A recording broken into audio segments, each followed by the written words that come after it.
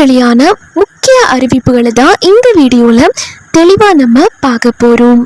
நீங்க இப்பதான் DD Tamil updates சேனலை முதல் முறையா பாக்குறீங்க அப்படின்னா சப்ஸ்கிரைப் பண்ணாதவங்க இப்பவே சப்ஸ்கிரைப் பண்ணிக்கோங்க.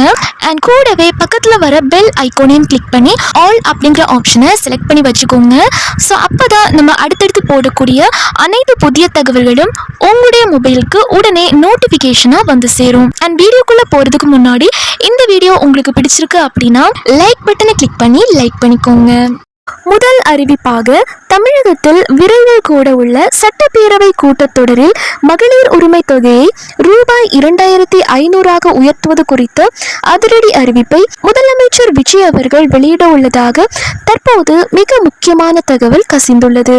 குறிப்பாக வரும் ஜூன் 22 முதலமைச்சர் விஜய் அவர்களின் பிறந்த நாளை முன்னிட்டு அன்றைய தினம் மதிப்புமிகு மகளிர் திட்டம் என்ற புதிய பெயரில் இந்த பிரம்மாண்ட தொகையை உயர்த்தி வழங்கும் அறிவிப்பை அவர் வெளியிட வாய்ப்புள்ளதாக கோட்டை வட்டாரங்கள் தெரிவிக்கின்றன.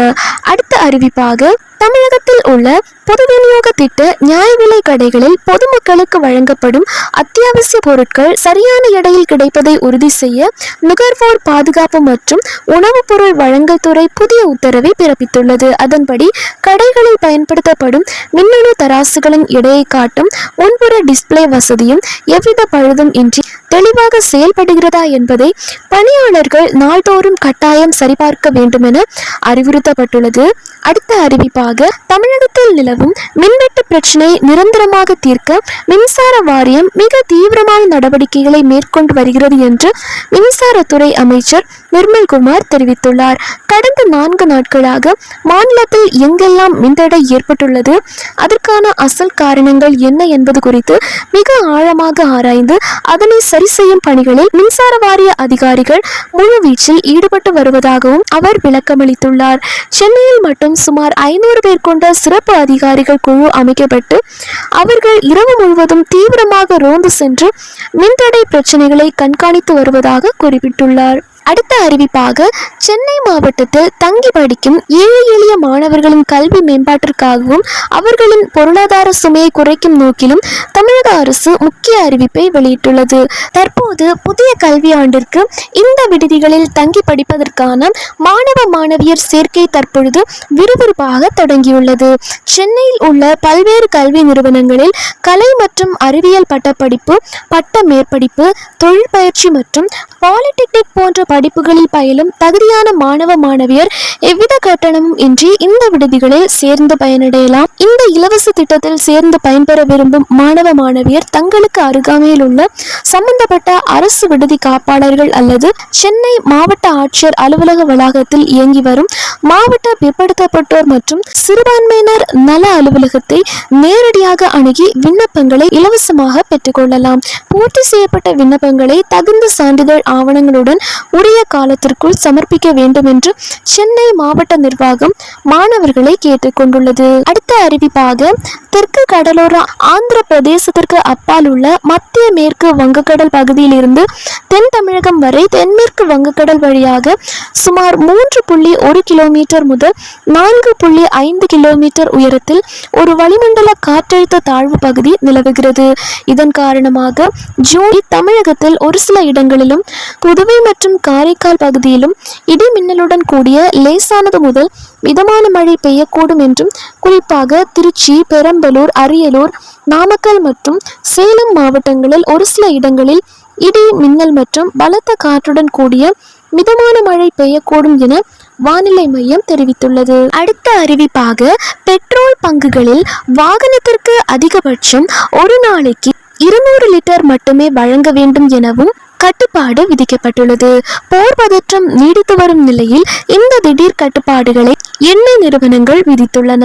தொழிற்சாலைகள், வணிக நிறுவனங்கள் உள்ளிட்டவை இனி பெட்ரோல் பங்குகளில் இருந்து பெட்ரோல் மற்றும் டீசலை வாங்கக்கூடாது என்றும் உத்தரவிட்டுள்ளது. அவர்கள் நேரடியாக எண்ணெய் நிறுவனங்களின் மொத்த கொள்முதல் முறையின் மூலம் மட்டுமே எரிபொருள் வாங்க வேண்டும். இந்த உத்தரவு முதல் கட்டமாக 90 நாட்களில் அமலில் இருக்கும் என்றும் பின்னர் தேவையை பொறுத்து நீட்டிக்கப்படலாம் எனவும் கட்டுப்பாடு உத்தரவில் தெரிவிக்கப்பட்டுள்ளது. அடுத்த அறிவிப்பாக பட்டா வழங்குவதில் ஏற்படும் காலதாமதத்தை முற்றிலும் குறைக்கும் நோக்கில் பல்வேறு நடவடிக்கைகள் மேற்கொள்ளப்பட்டு வருகின்றன. பொதுமக்கள் அளிக்கும் பட்டா தொடர்பான மனுக்கள் 5 நாட்களுக்குள் பரிசீலனை செய்யப்படும். அதனைத் தொடர்ந்து 15 நாட்களுக்குள் இறுதி முடிவு எடுக்க நடவடிக்கை எடுக்கப்படும்.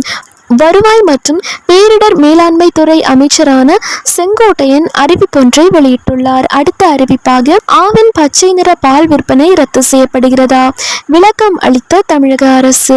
ஆவின் பச்சை பால் விற்பனையை முற்றிலுமாக ரத்து செய்ய திட்டம் என பரப்பப்படும் தகவல் தவறான தகவல் என தமிழக அரசு விளக்கம் அளித்துள்ளது.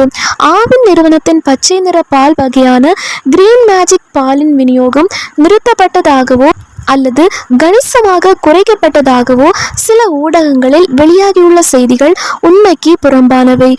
ஆவின் கிரீன் மேஜிக் பால் வழக்கம் போல எந்தவித தடங்களும் இன்றி தொடர்ந்து விநியோகம் செய்யப்படும் எனவும் கூறியுள்ளது.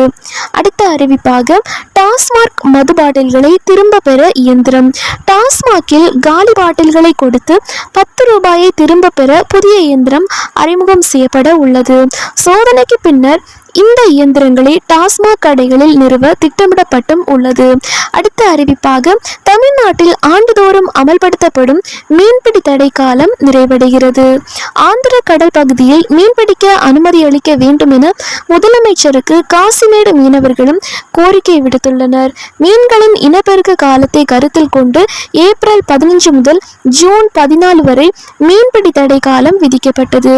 அடுத்த அறிவிப்பாக தமிழகத்தில் நாளுக்கு நாள் அதிகரித்து வரும் வெயிலின் தாக்கத்தை கட்டுப்படுத்தவும் பொதுமக்களின் பாதுகாப்பை உறுதி செய்யவும் தமிழ்நாடு அரசு ஒரு புதிய மாநில வெப்ப செயல் திட்டத்தை அறிமுகப்படுத்தப்பட உள்ளது. இந்த திட்டத்தின் முதல் கட்டமாக மாவட்ட வாரியாக கிராமப்புற மற்றும் நகர்ப்புற வார்டு அளவிலான வெப்ப அபாய வரைபடம் தயாரிக்கப்பட உள்ளது. இதன் மூலம் மாநிலத்தின் எந்தெந்த பகுதிகளில் அதிகப்படியான வெப்பம் பதிவாகிறது என்பது முன்கூட்டியே கண்டறியப்பட்டு அங்கு வாழும் மக்களை பாதுகாக்க தேவையான உடனடி நடவடிக்கைகளும் துரிதமாக மேற்கொள்ளப்படும்.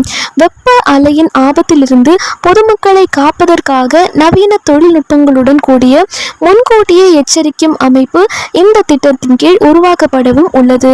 இந்த அமைப்பின் மூலம் வெப்ப அலை ஏற்படும் போது சூழல்கள் முன்கூட்டியே கணிக்கப்பட்டு மாவட்ட நிர்வாகம், சுகாதாரத்துறை மற்றும் பேரிடர் மேலாண்மை உள்ளிட்ட அனைத்து முக்கிய அரசு துறைகளும் ஒருங்கிணைந்து அவசர கால தடுப்பு பணிகளில் ஈடுபட உள்ளனர். குறிப்பாக முதியவர்கள், குழந்தைகள், கர்ப்பிணி பெண்கள் மற்றும் வெயிலில் நேரடியாக வேலை செய்யும் வெளிப்புற தொழிலாளர்கள் போன்ற விளிம்பு நிலை மக்களுக்கு இந்த திட்டத்தில் சிறப்பு முன்னுரிமை வழங்கி பாதுகாப்பு வளையம் ஏற்படுத்தப்பட உள்ளது. அடுத்த அறிவிப்பாக தமிழகத்தில் முதல் கட்டமாக 5000 அரசு பள்ளிகளில் கோடிங் கற்றுத்தரப்படும் என்று ஆசிரியர்களுக்கு பயிற்சி அளிக்கப்பட்டு அவர்கள் மூலமாக மாணவர்களுக்கு கற்பிக்க ஏற்பாடு செய்யப்படும் என்றும் பள்ளி கல்வித்துறை அமைச்சரான ராஜ்மோகன் அறிவித்துள்ளார். குறிப்பாக மாணவர்களுக்கு AI கோடிங், பைத்தான் மற்றும் விர்ச்சுவல் ரியாலிட்டி ஆகிய நவீன தொழில்நுட்பங்கள் கற்றுத்தரப்படும். அடுத்த அறிவிப்பாக மதம், ஜாதி அடையாளங்களோடு உதாரணமாக கைகளில் கயிறு போன்றவைகள் அணிந்து கல்வி வளாகத்துக்குள் யாரேனும் வரக்கூடாது என்றும் பிரிவினையை தூண்டக்கூடிய வேற்றுமையை வளர்க்கும் இதற்கும் பள்ளிக்குள் இடமில்லை எனவும் அமைச்சரான ராஜ்மோகன் தெரிவித்துள்ளார்.